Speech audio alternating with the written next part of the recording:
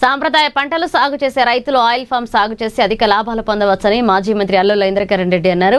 Nirmal rural మండలం ముజిగి గ్రామంలో రైతులకు అవగాహన కల్పించారు. రైతు సాగు చేస్తున్న ఆయిల్ ఫామ్ తోటను ఆయన పరిశీలించారు. క్షేత్రస్థాయిలో పంటను పరిశీలించి సాగు విధానం, పెట్టుబడి, దిగుబడి తదితర వివరాలను రైతును అడిగి తెలుసుకున్నారు. ఆయిల్ ఫామ్ సాగు రైతులకు మంచి వాణిజ్య పంటగా మారుతుందన్నారు.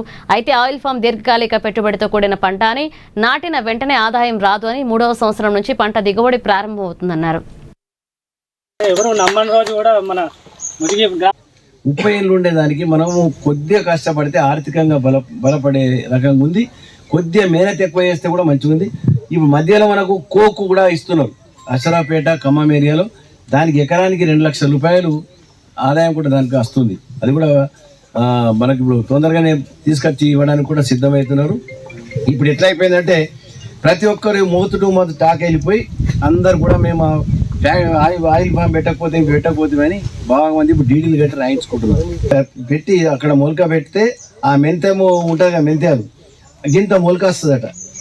కమిషనర్ మా వెంకటరాముడు చెప్తే బాగుండేది. ఆ చిన్న మొలకతోని వాళ్ళు దాదాపు 9 నెలలు చిన్న పిల్లలు పెంచినట్టు పెంచి దాన్ని కూడా ప్లేన్లలో తీసుకొచ్చి మళ్ళీ ఇక్కడ పెంచబడుతుంది.